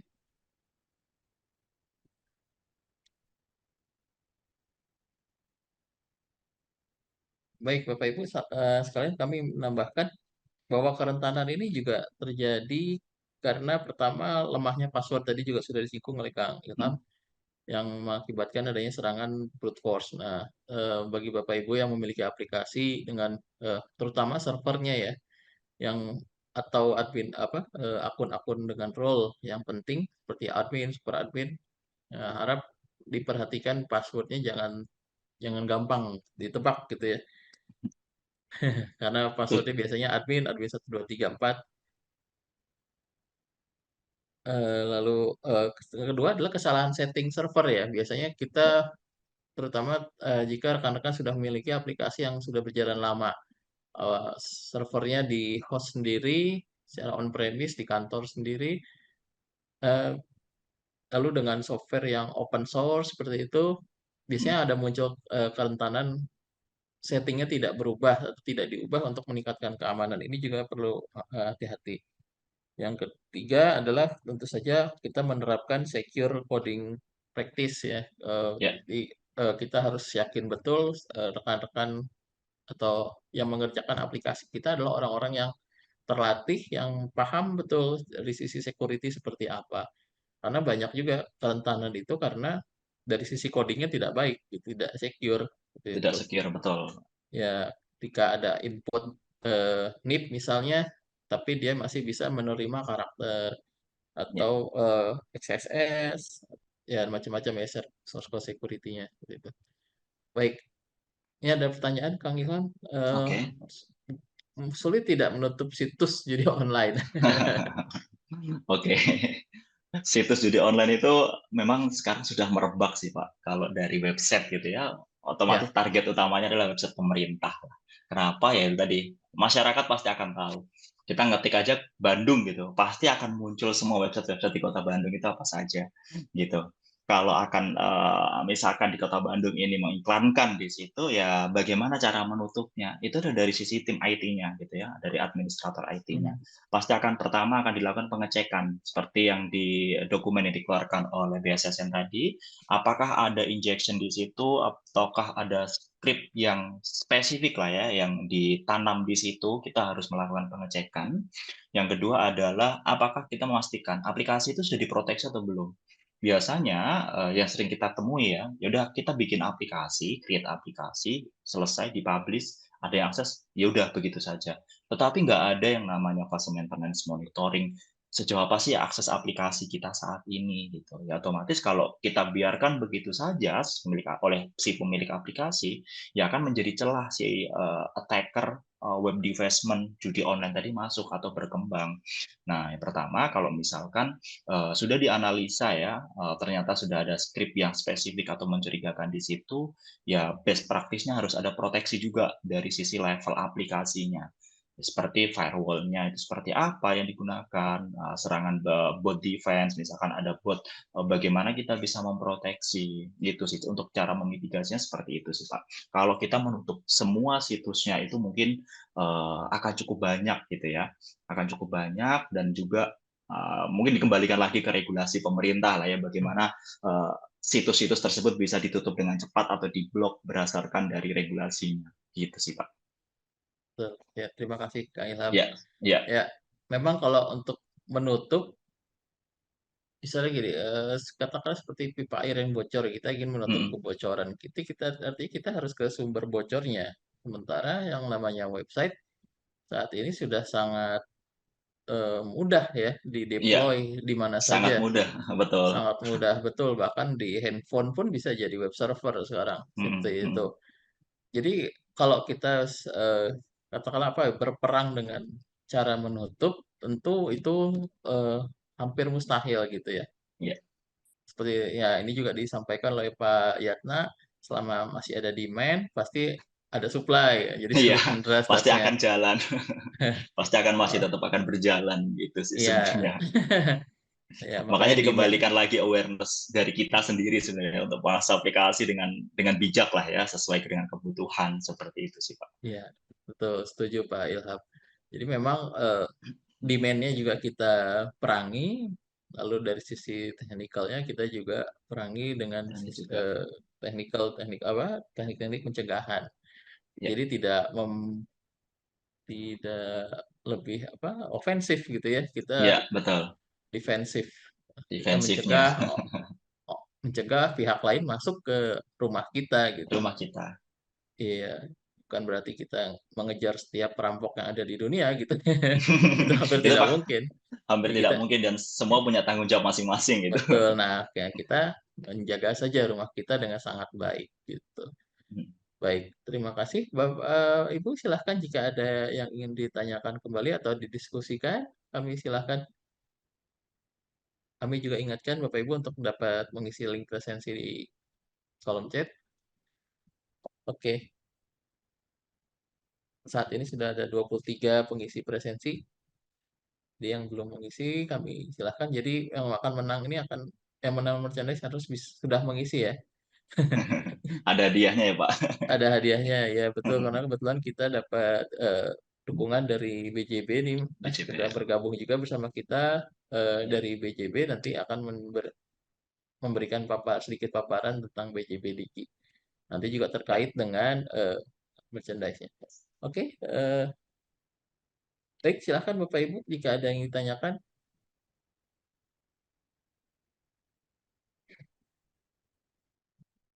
Kami juga tadi baru rapat juga dengan Pak Sekda terkait SPBE bahwa ternyata kita di Kota Bandung bulan Juli saja kita mendapatkan sekitar 1,5 juta percobaan serangan ke aplikasi-aplikasi yang ada Aplikasi ya Pak. di Cukup banyak Kota juga ternyata. cukup banyak juga betul Pak. Ya, Memang seperti pisau bermata dua ya kita ingin semakin dikenal ya resikonya kita akan semakin banyak diserang gitu seperti diserang itu. pasti itu. Ini mirip-mirip artis lah Pak. Jadi Ya, makin terkenal pasti ada gosip-gosip miring gitu, pasti ada. gosip-gosipnya. Sehingga kita harus Gitu. aware juga ya bagaimana ya kita memiliki aplikasi yang benar-benar sudah publish banget gitu. Seperti itu sih Pak, diproteksi. Baik, ini ada pertanyaan dari Kang Yudi Permana. Aplikasi atau website milik pemerintah yang bukan buatan Diskominfo, buatan vendor atau pihak ketiga, tapi memakai domain GoID ya, gampangnya seperti itu. Apabila terkena judi, kedepannya akan menjadi tugasnya Diskominfo atau dari vendor. Baik, eh kalau ini saya jawab mungkin ya Pak izin Ya, silahkan dari Pak. saya dulu, nanti dari Pak Ilham menambahkan. Tergantung dari kontraknya mungkin Kang. Jadi kalau sekarang kami di Diskominfo lebih cenderung memilih aplikasi-aplikasi dibuat secara in-house. Terutama dari sisi keamanan tentu lebih kami jaga gitu ya dari sisi in-house. Kalau misalnya Bapak Ibu ada aplikasi yang sifatnya sudah kontrak dengan pihak ketiga, dibangun oleh pihak ketiga, lalu source code-nya dimiliki oleh pihak ketiga, datanya dimiliki oleh pihak ketiga, tapi di hosting di website pemerintah atau di domain pemerintah, itu yang biasanya menjadi kerentanan. Seperti itu. Makanya kita dari Diskominfo mencoba mengurangi risiko tersebut, pertama dengan PMO. Jadi rekan-rekan di sini yang membangun aplikasi silahkan jika ingin dengan pihak ketiga. Namun cara aplikasi kami dapat memberikan rekomendasi aplikasi ini akan seperti apa gitu. Ada checklist-checklist di mana dari sisi security, integrasi data dan sebagainya. Seperti itu. Dan ini juga sudah dituangkan juga dalam Perwal atau Kepwal kalau tidak salah. Jadi setiap aplikasi yang akan dibangun itu harus mendapatkan rekomendasi dari Diskominfo. Karena nanti kan akan masuk juga ke kami cepat atau lambat untuk pengajuan domain GoID-nya. Nanti pasti akan kita cek lagi apakah ini sudah lulus PMO atau tidak seperti itu. Tugasnya Diskominfo atau vendor. Nah, itu tadi ya saya jawab tergantung kontraknya. Jika sudah dimiliki oleh pemerintah Kota Bandung, itu menjadi tugas kami Diskominfo seperti mencari kerentanannya di mana, lalu menanggulanginya seperti itu. Apalagi kalau sudah putus kontrak dengan vendor. Baik, ini ada dari Kelurahan Burangrang. Oke, Kang Ilham, untuk pertanyaan tadi, apakah ada yang bisa ditambahkan? Ya, Mungkin mungkin kalau pengalamannya selama ini? iya, ya biasanya gini sih Pak. Kalau itu dikembalikan ke regulasinya ya, secara kontraknya itu yang seperti apa. Beberapa kita sering menemukan case-case seperti itu di sektor pemerintahan, tapi memang pihak ketiga yang menjalankan, sehingga karena sesuai dengan peraturan pemerintah setempat, aplikasi itu harus di-manage secara keseluruhan oleh Diskominfo. Nah, biasanya memang dari pihak vendor itu akan membantu, akan memberikan semacam rekomendasi. Rekomendasinya seperti apa sih? Jika memang kontraknya masih berjalan, ya otomatis akan dikerjakan nih oleh tim vendor terkait yang mengerjakan si pemilik aplikasinya. Nah, bagaimana memitigasinya? Itu biasanya di setiap pemerintah daerah itu akan memiliki regulasi masing-masing.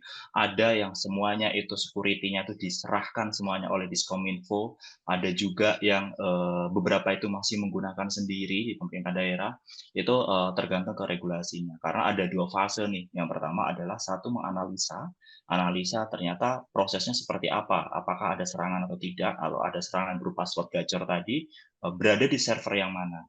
Yang kedua, adalah memitigasinya dengan dari security-nya tadi, security aplikasinya seperti apa sih yang digunakan atau yang diproteksi di situ. Seperti itu sih, Pak Ali.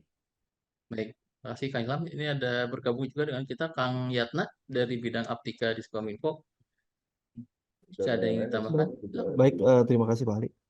Mungkin nanti menjawab dari pertanyaan dari Pak Yudi mungkin ya, mengenai tanggung jawab mungkin ya.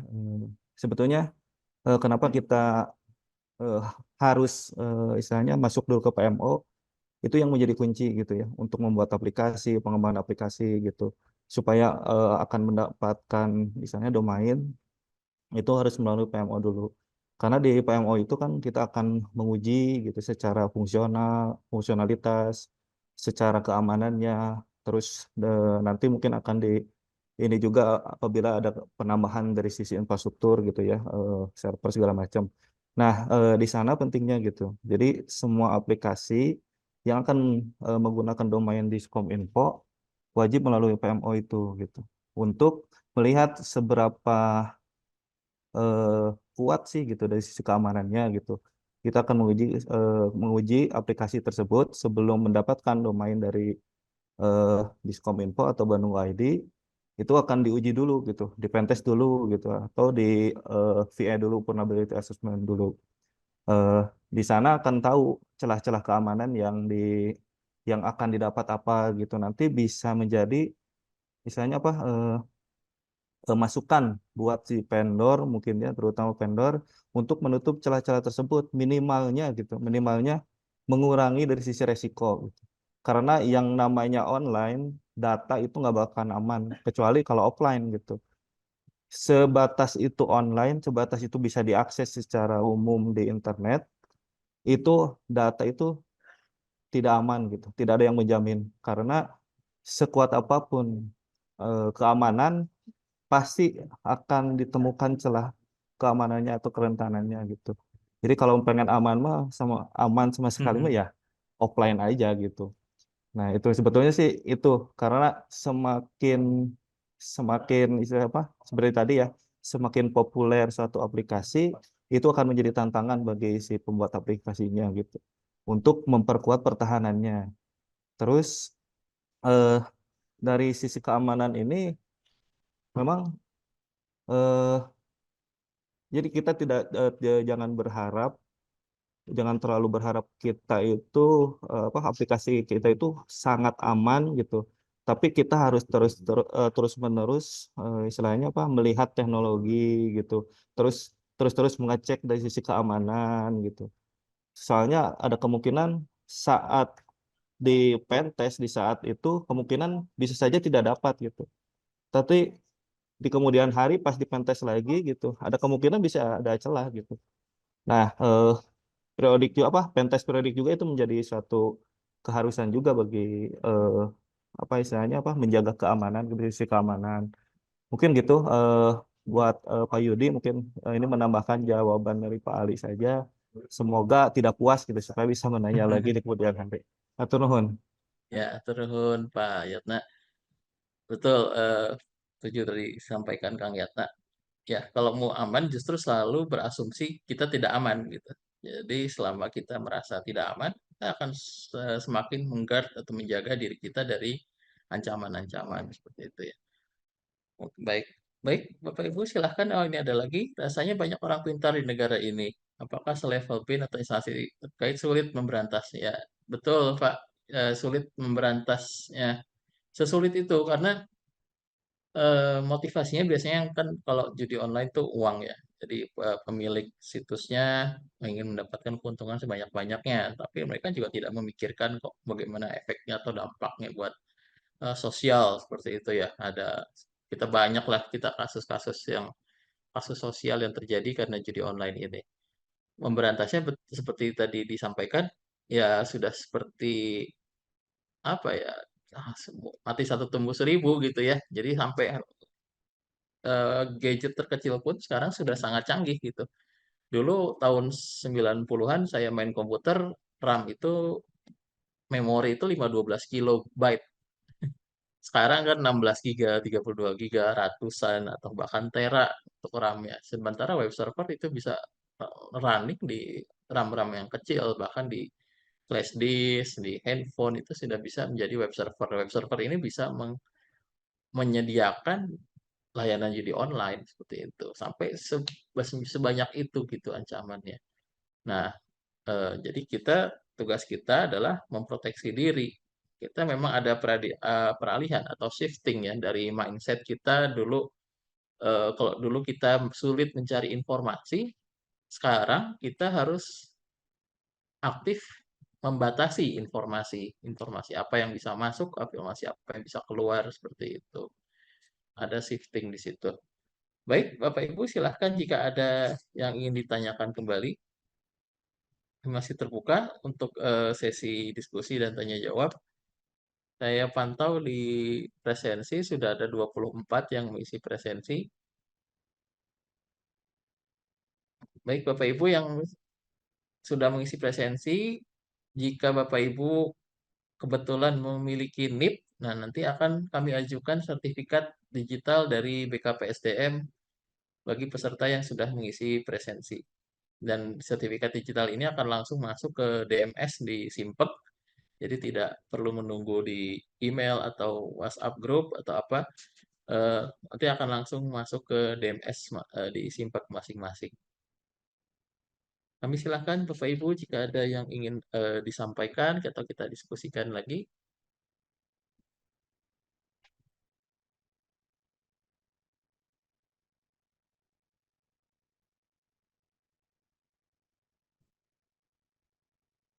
Baik, kalau tidak ada, kami ucapkan terima kasih ke Kang Ilham sudah dapat Ya, berkesempatan mengisi. sama-sama Pak. Ya, terima kasih Kang Ilham sudah dapat mengisi sesi kita di Ngulik pada hari ini.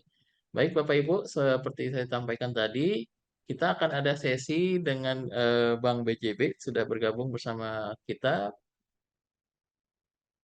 Pak Lukman. Halo Pak Ya, Lukman. ya. Halo Pak. Ya, Ya, mohon maaf ini belum bisa share kamera karena ada gangguan teknis sedikit, Pak. baik. Ya.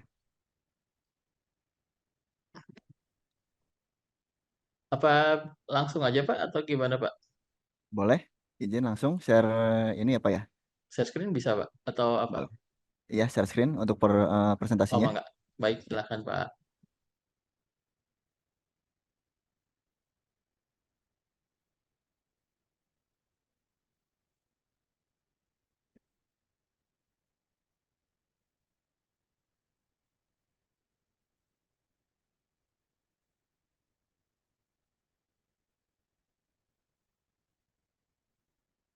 Silakan Pak Lukman. Ya, selamat siang Bapak Ibu. Perkenalkan Bapak Ibu, saya dengan Lukman dari Bank BJB Cabang Taman Sari. Mungkin sebelumnya terima kasih Pak ke Pak Diskom Info yang telah mengizinkan kami Bank BJB untuk hadir di Zoom kali ini di Ngulik ya Pak ya namanya ya. Betul Pak. Ya, ada sedikit informasi Bapak Ibu dari Bank BJB Cabang Taman Sari berkenaan dengan Digi Mobile Bapak Ibu. Mungkin di sini Bapak Ibu ya sudah ada yang pernah ya atau sudah punya menginstal Digi Mobile-nya. Nah, kebetulan untuk saat ini Digi Bank BJB ini sekarang sudah mengalami pembaharuan Bapak Ibu. Jadi sekarang udah ada Digi yang baru. Kalau Bapak Ibu sebelumnya sudah menginstal Digi Mobile-nya, mungkin bisa dicari lagi di App Store atau di Play Store-nya Digi Bank BJB. Nanti pilih untuk aplikasinya yang berwarna berlatar putih, bukan yang biru lagi kalau sekarang. Gitu, bisa diinstal ulang. Oke, selanjutnya. Ya, di sini Bu, Bapak Ibu, kita namanya adalah Digi Bank BJB atau Smart Mobile Banking. Latar belakang munculnya Smart Mobile Banking ini didasari oleh kebutuhan Bank BJB dalam meningkatkan pelayanan kepada nasabahnya dengan menambahkan teknologi terbaru tentunya yang didukung dengan penerapan microservice pada platform mobile banking. Dengan microservice ini lebih memudahkan Bank BJB dalam proses pengembangan fitur-fitur terkini. SMB sendiri adalah salah satu delivery channel kita, Pak, yang baru bank berupa mobile banking yang berfungsi memberikan layanan perbankan dengan penggunaan berbagai sumber dana untuk dapat bertransaksi melalui fitur SMB ini dengan menggunakan handphone tentunya. Seperti kita tahu Bapak Ibu, untuk di era sekarang mungkin kita tidak bisa terlepas oleh handphone ya, gadget atau apa dan sebagainya. Nah, disinilah kita sebagai Bank BJB apa melihat peluang atau berinisiasi untuk menambahkan mengikuti kemajuan teknologi seperti ini. Jadi sehingga Bapak Ibu nanti untuk akses seperti melakukan transaksi perbankan tidak perlu lagi seperti zaman dulu. Mungkin kalau zaman dulu kita harus ke kantor, ke cabangnya, ke KCP atau kemana di kantor terdekat. Sekarang hanya melalui handphone saja Bapak Ibu bisa mengakses dunia perbankan tersebut. Tujuan manfaatnya apa sih Bapak Ibu kita membuat Digi Mobile ini atau pembaharuan ini adalah yang pertama memberikan kemudahan juga dan keamanan bagi nasabah dan non nasabah untuk melakukan transaksi perbankan. Yang kedua mungkin bisa kita tahu memberikan pilihan penggunaan sumber dana pada SMB untuk melakukan transaksi perbankan. Kemudian juga yang ketiga memberikan kemudahan bagi non nasabah untuk melakukan pembukaan rekening. Yang keempat memberikan pengalaman yang menyenangkan bagi pengguna. dengan adanya fitur interaktif asisten untuk menjalankan fitur-fitur transaksi tersebut. Kemudian juga tujuan terakhir kita adalah dan manfaatnya meningkatkan frekuensi transaksi cashless oleh pengguna SMB. Nah, mungkin Bapak Ibu pernah tahu ya Digi Mobile yang sebelumnya itu belum bisa membuka rekening sendiri, belum bisa melakukan deposito sendiri. Nah, untuk di SMB kali ini, Bapak Ibu, kita sudah ada melakukan pembaharuan di Bank BJB sudah bisa membuka tabungan pembukaan rekening secara pribadi, secara sendiri, secara mandiri. Jadi nanti di Digi yang baru itu Bapak Ibu bisa membuka rekening secara mandiri. Kemudian juga untuk yang mungkin sebelumnya punya DigiCash itu sudah tidak terpakai karena nanti DigiCash sudah bergabung dengan Digi yang baru. Kemudian juga terdapat teknologi AI dalam menganalisa perilaku pengguna. Misalkan Bapak Ibu sehari-hari biasanya dipergunakan untuk apa sih Digi Mobile ini? Nanti si fitur AI-nya ini menganalisa apa sih yang biasanya Bapak Ibu gunakan. Seperti Google lah kalau kita tahu. Misalkan kita sering melakukan pencarian apa, nanti otomatis si AI ini mendeteksi apa kebutuhan yang biasa digunakan oleh pengguna Digi Mobile tersebut. Kemudian juga ada selain terdapat pembukaan rekening fitur pembukaan rekening secara online, juga kita ada deposito online. Jadi Bapak Ibu mungkin zaman dulu kita harus kalau pengen buat deposito harus ke Bank BJB atau ke kantor terdekat. Sekarang tidak usah lagi Bapak Ibu. Bapak Ibu hanya menggunakan handphone, Digi Mobile bisa melakukan penempatan deposito secara mandiri. Gitu. Jadi bedanya mungkin kalau dari Digi yang sebelumnya itu tidak bisa melakukan tidak bisa melakukan pembukaan rekening secara sendiri dan deposito secara sendiri. Kemudian juga yang DJ sebelumnya tidak menggunakan AI. Jadi semuanya secara manual. Nah, kalau yang DJ Mobile sekarang yang baru itu terdapat 3 kelebihan tersebut gitu. Nah, untuk ini juga kita untuk di Mobile yang baru udah melakukan penerapan konsep open banking. Apa sih itu open banking, Pak Bapak Ibu?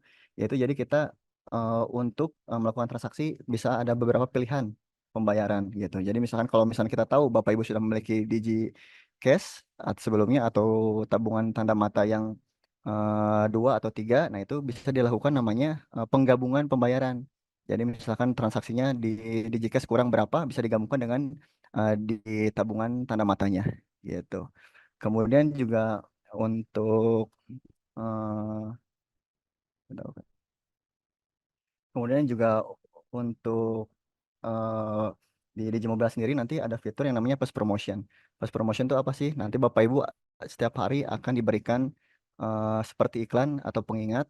Misalkan kita ada promosi baru atau ada fitur-fitur baru, kemudian juga misalkan ada berita-berita tentang Bank BJB, kita akan selipkan di sana agar Bapak Ibu juga bakal terupdate terus informasi mengenai Bank BJB. Kemudian juga ini ada overview-nya Bapak Ibu. Untuk yang pertama yaitu interaktif assistant seperti yang saya bilang tadi.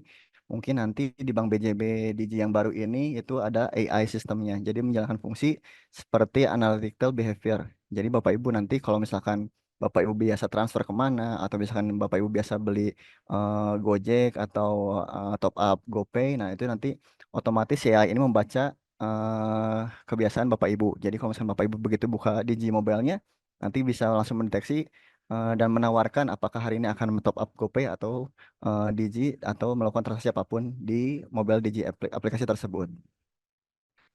Kemudian yang kedua ada highlight feature post promotion yang tadi saya katakan ini self running. Jadi biasanya kalau misalkan kita ada promo-promo diskon atau ada promo kerjasama dengan pihak-pihak tertentu, nanti kita akan sampaikan dan beritakan di Digi Mobile tersebut.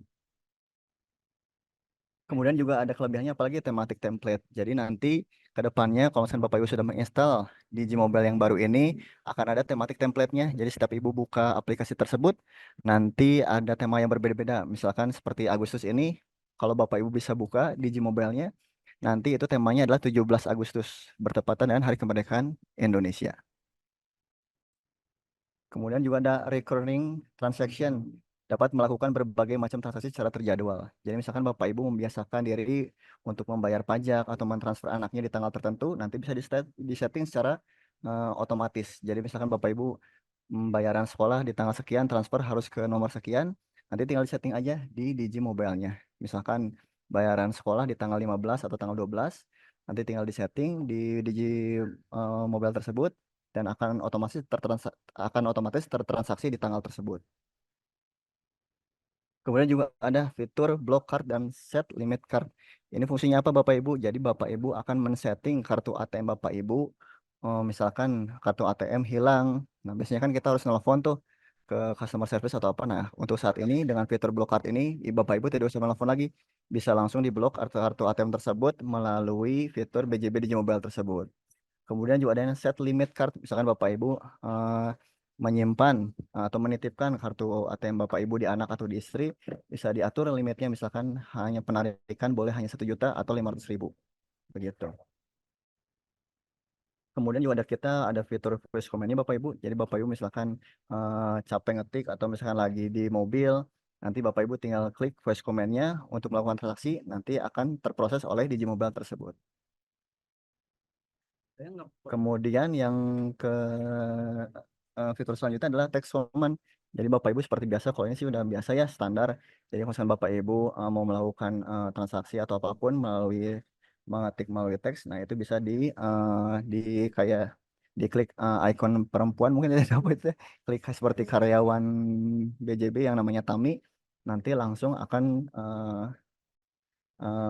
teks keluar metode teks dan tinggal klik go, nanti yang Ibu cari bakal terakomodasi. Kemudian juga ini ada sistem fitur multi source of fund.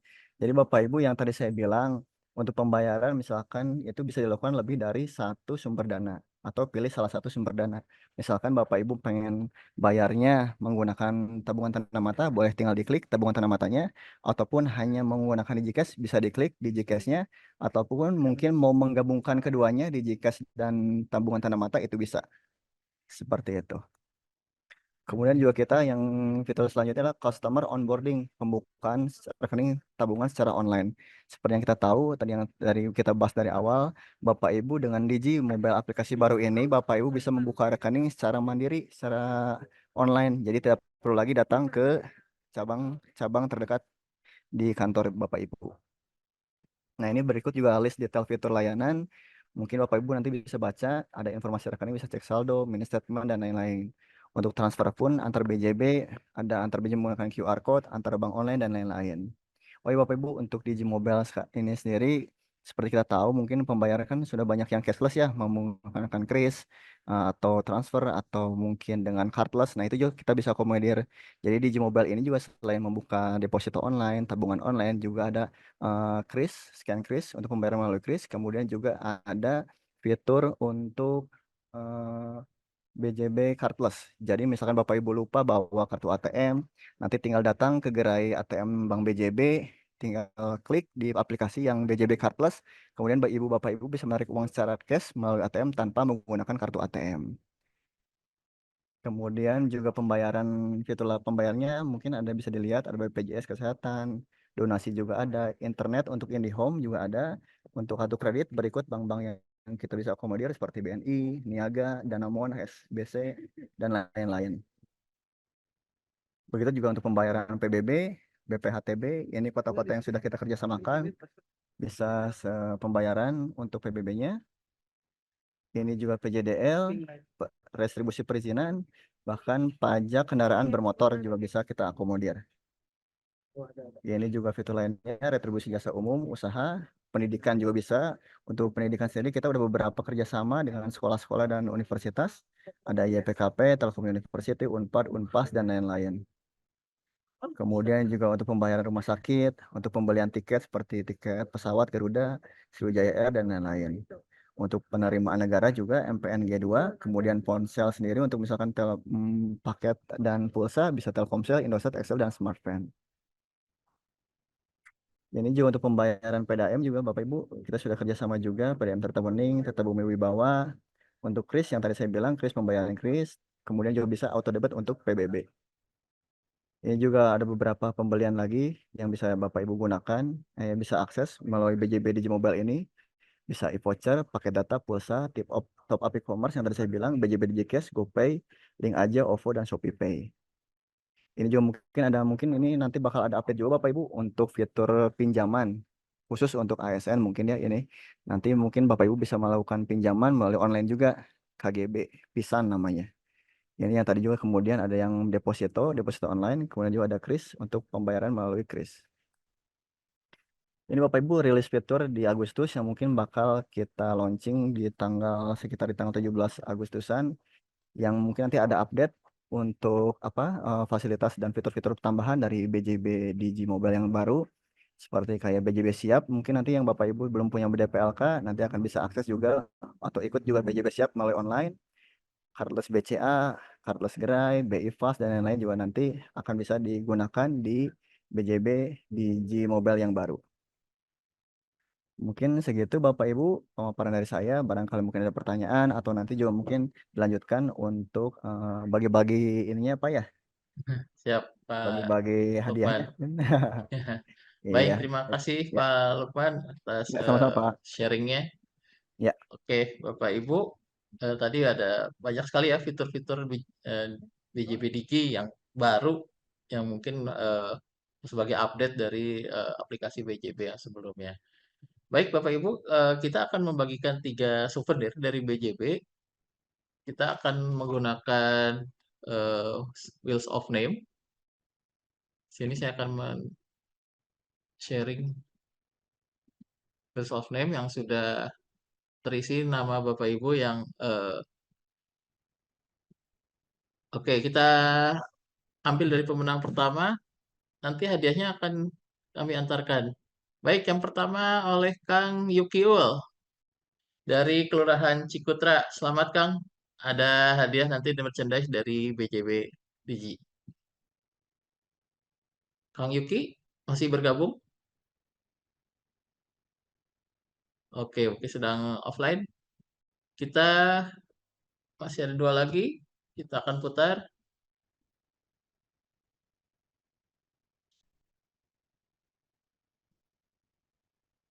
Baik, yang kedua dari Kecamatan Regol, Kang Afif.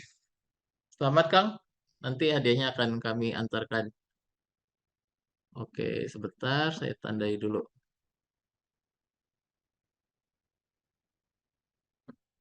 Kang Afif dan Kang Yuki, selamat. Masih ada satu lagi, kita akan undi.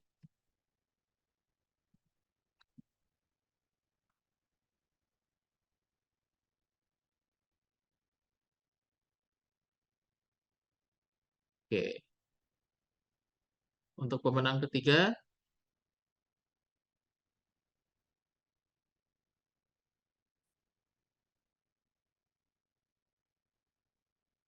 dari Kecamatan Panyilekan. Oke,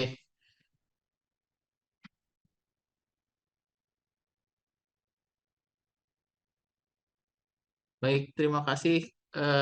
Selamat kepada para pemenang yang mendapatkan hadiah merchandise dari Bank BJB Diki. Jangan lupa santikan ngulik-ngulik berikutnya. Tadi juga sudah disinggung oleh BJP bahwa sekarang BJP saja sudah ada fitur AI-nya. Nah, insya Allah kita ngulik berikutnya akan bicara tentang AI karena ini sudah menjadi isu yang umum ya. Semua pakai AI gitu ya. Dari pekerjaan kita sehari-hari sampai tools-tools yang kita sering gunakan aplikasi itu semuanya sudah berbasis AI. Baik, kami ucapkan juga terima kasih Kang Ilham sudah memberikan ilmu pada kita. Ya, terima kasih juga Pak Ali dan pemerintah Kota Bandung. Iya, baik. Baik, Bapak Ibu, kita tiba di akhir acara. Kami dari penyelenggara ngulik, mohon maaf jika ada kekurangan. Terima kasih sudah bergabung. Nantikan ngulik-ngulik berikutnya. Pak Lukman juga terima kasih dari Bank BJB atas sponsor dan kesempatan untuk ya, berbaginya. sama Pak. Ya, sama-sama Ya, Pak. ya baik. Terima kasih. Wassalamualaikum warahmatullahi wabarakatuh.